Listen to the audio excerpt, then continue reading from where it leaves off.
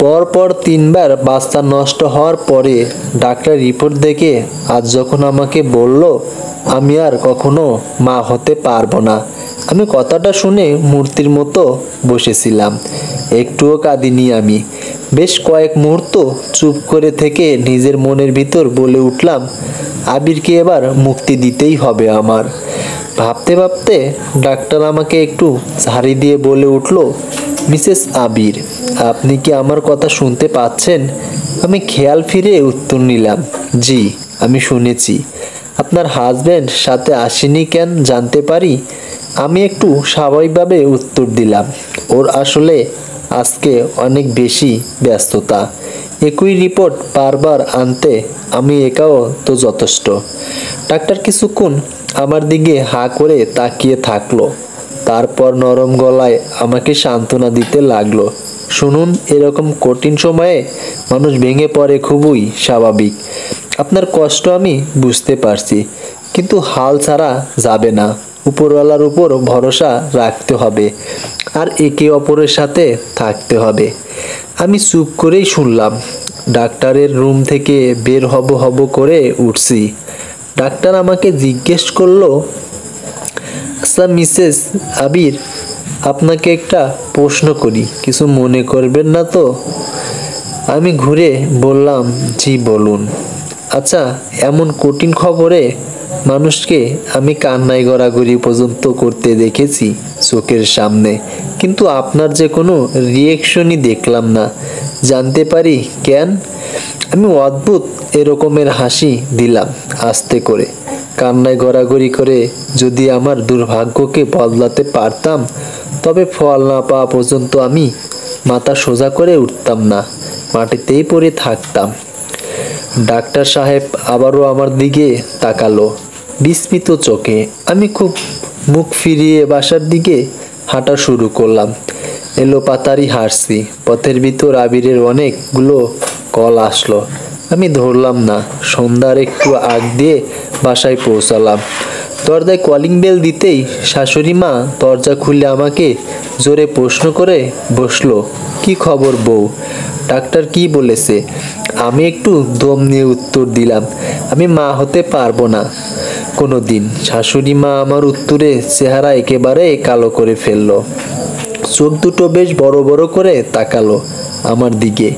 আমি পরাজিত মানুষের মতন মাথা নিচু করে ঘরের ভিতর ঢুকলাম চুপচাপ নিঃশব্দে। ঘরের ভিতরে ঢুকেই রিপোর্টটা বিছানার উপর ফেলে দিয়ে ওয়াশরুমে ঢুকে দরজা দিয়ে পানির ট্যাপ ছেড়ে ধাপ করে বসে পড়লাম মেঝের উপর। মনে হলো কেউ জানি আমার বুকের এপাশ থেকে ওপাশ পুরোটাই চিরিয়ে দিচ্ছে। তীব্র যন্ত্রণা, ভয়ানক আর্তনাদ হচ্ছে ভিতরে, কিন্তু আমি কাঁদতে পারছি না। গত 2টা বছর প্রতিটা দিন কাঁদতে কাঁদতে বোধহয় চোখের পানি শুকিয়ে গেছে। আমি মা হতে পারবো না কখনো। আমার আবিরকে ধরে রাখার আর কিছুই থাকলো না তাহলে। সমস্ত অধিকার আমার ছেড়ে দিতে হবে। এই কথাগুলো আমাকে মরণ যন্ত্রণা যেন ভোগ করাচ্ছে। ওয়াশরুমের দরজায় কড়া নড়ে উঠল জোরে। নীলা নীলা দরজা খোলো, দরজা খোলো, আবির ডাকছে এভাবে। আমি আবিরের সামনে কিভাবে যাব? আমার এখনই মরণ হোক না কেন। আবিরের বারবার দরজা ধাক্কানোর কারণে আমি গায়ে কাপড় ভিজিয়ে বের হলাম। মূর্তির মতন দাঁড়িয়ে থাকলাম আবিরের সামনে, মাথা একেবারে নিচু করে দাঁড়িয়েই থাকলাম। আবির আমার গায়ে হাত দিয়ে কেমন জানি একটা চিৎকার দিয়ে উঠল, নীলা, তোমার গা পুড়ে যাচ্ছে তো জ্বরে। কি কি হলো? কি করে রেখেছো নিজের? বলেই আমাকে জড়িয়ে ধরল। আমি ওকে ধরতে পারলাম না। মনে হচ্ছিল আমার শুধু শ্বাসটাই চলছে, আর কোনো অনুভূতি নেই। আবির কান্নার মতো করে উঠল, তুমি এমন করছো কেন নীলা? আমার তোমাকে দেখে ভীষণ কষ্ট হচ্ছে। আমি নিস্তব্ধ, আমার কথাগুলো হারিয়ে গিয়েছে যেন। হঠাৎ শুনতে পেলাম শাশুড়ি চেঁচাচ্ছে ওই পাশে। পোড়ার মুখীকে আগেই বলেছিলাম ও আমার ছেলেকে কিছুই দিতে পারবে না, তাও আমার ছেলের জীবন থেকে সরল না। এটা শুনেই আবির চেঁচিয়ে উঠল, মা প্লিজ তুমি চুপ করো বলে আমাকে আরো শক্ত করে জড়িয়ে ধরল। আমি কিছুক্ষণ এভাবে থেকে মাথা উঁচু করে আবিরের চোখের দিকে তীব্র দৃষ্টিতে তাকিয়ে গলাটা একটু টেনে বললাম, আমি তোমাকে কিছুই দিতে পারিনি আবির। তোমাকে আমি নিজের হাতে দ্বিতীয় বিয়ে দিতে চাই। আবির আমাকে আরো শক্ত করে জড়িয়ে ধরল। আমি মাথা উঁচু করে আবিরের চোখের দিকে তীব্র দৃষ্টিতে তাকিয়ে বললাম, আমি তোমাকে কিছুই দিতে পারিনি আবির। তোমাকে নিজের হাতে দ্বিতীয় বিয়ে দিতে চাই। কথাটা বলতেই আমার গলায় যেন পুরো টুকটা আটকে গেল। বুকের ভিতর আসার কষ্টে নিঃশব্দটুকু যেন গলার নিচেই বেঁধে থাকলো। আবির আস্তে করে আমাকে ছেড়ে দিল। তারপর আমার দিকে মুখ উঁচু করে তাকালো। আমি ওর মুখের দিকে তাকাতে পারলাম না। আমাকে ডেকে উঠল ভারী কণ্ঠে, নীলা আমার দিকে তাকাও। ওর কণ্ঠ শুনে আমি যেন আরো নিচের দিকে মুখ করে রাখলাম। আবির কয়েক মুহূর্ত যেন অপেক্ষা করলো আমার মুখের দিকে চেয়ে। আমার থুতনিতে হাত দিয়ে আলতো করে আমার মুখ তুলে ধরলো। আমি চোখ মুখ শক্ত করে আবিরের দিকে তাকালাম।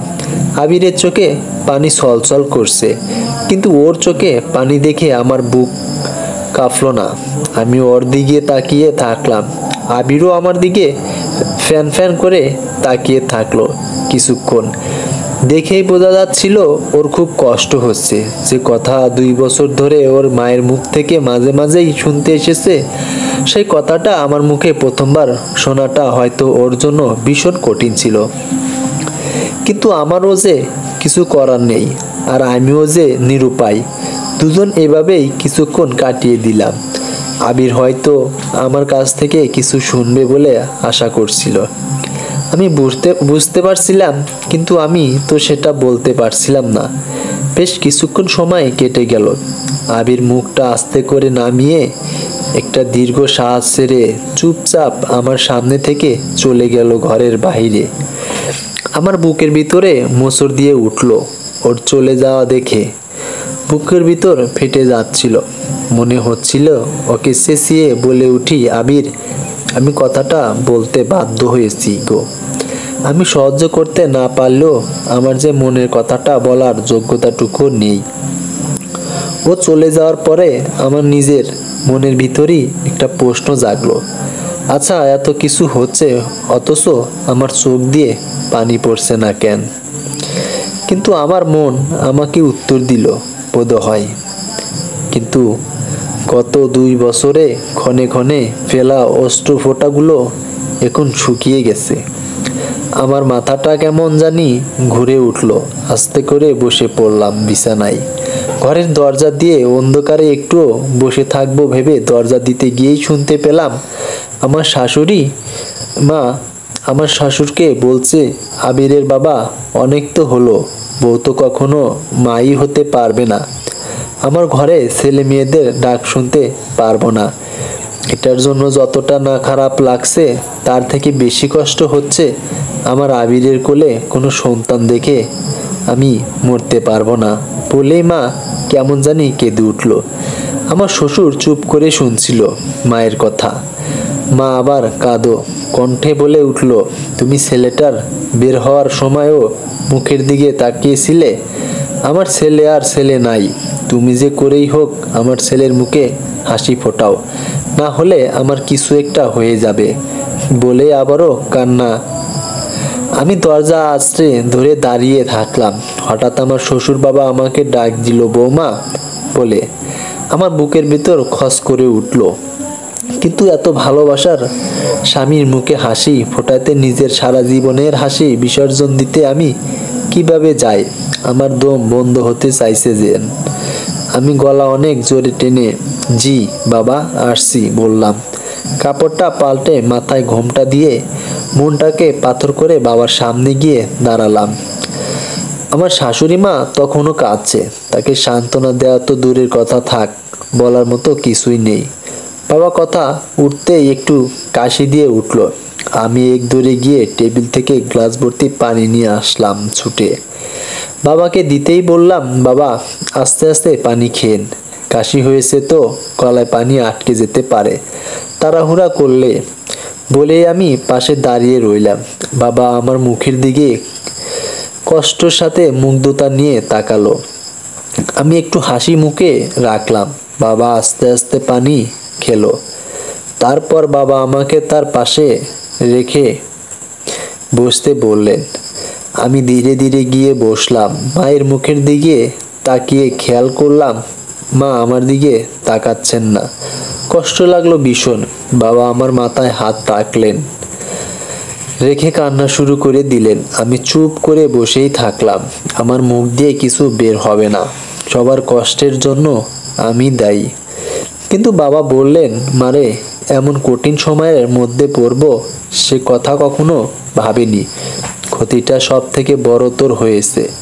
তারপরেও আমরা স্বার্থপরের মতন শুধু নিজেদেরটাই। বাবা আমার শেষ করতে পারলেন না, কান্না করতে থাকলেন। আমি তড়িঘড়িয়ে করে বাবার হাত ধরে বসে পড়লাম মেঝেতে। কঠিন হয়ে ধীরে গলায় বললাম, বাবা আপনি কাঁদবেন না। আমি আপনার ছেলেকে বলেছি দ্বিতীয় বিয়ের কথা। ওকে আমি রাজি করাবো। এই কথা বলার সাথে সাথেই আমার শাশুড়ি আমাকে ডেকে উঠল। তুই সত্যি বলছিস বউ? আমার গলায় উত্তর আটকে আসছিল। অভিমানে ঢোক গিলে উত্তর দিলাম, হ্যাঁ মা। অনেক কান্নাকাটির পরে শাশুড়ি মায়ের মুখে হাসি ফুটল। আমি আর বসে থাকতে পারছি না। ধীরে ধীরে উঠে দাঁড়িয়ে বললাম, আমি ঘরে গেলাম মা। আপনার ছেলেকে ঘরে আসতে বলি। শাশুড়ি একটু লাফ দিয়েই বলে উঠল, হ্যাঁ বউ, তুই জলদি গিয়ে ডাক। আমি ঘরের দিকে এগোচ্ছি, কিন্তু হাঁটছি কিভাবে বুঝতে পারছি না। মনে হচ্ছে পায়ের নিচে মাটি নেই। ঘরে ঢুকেই দরজা দিয়ে ফেললাম। জোরে জোরে নিঃশ্বাস নিতে নিতে ফোনটা হাতে করে আবিরকে ফোন দিতে লাগলাম। রিং হচ্ছে। আবির বারবার কেটে দিচ্ছে। 4-5 বার এমন কল দেওয়ার পর দেখি ফোনটা বন্ধ করে দিল আবির। আমার ভীষণ দুশ্চিন্তা হতে শুরু করলো। সাথে সাথে কি হচ্ছে, আবির কোথায় আছে? ও তো কখনো এমন করে না। চলবে।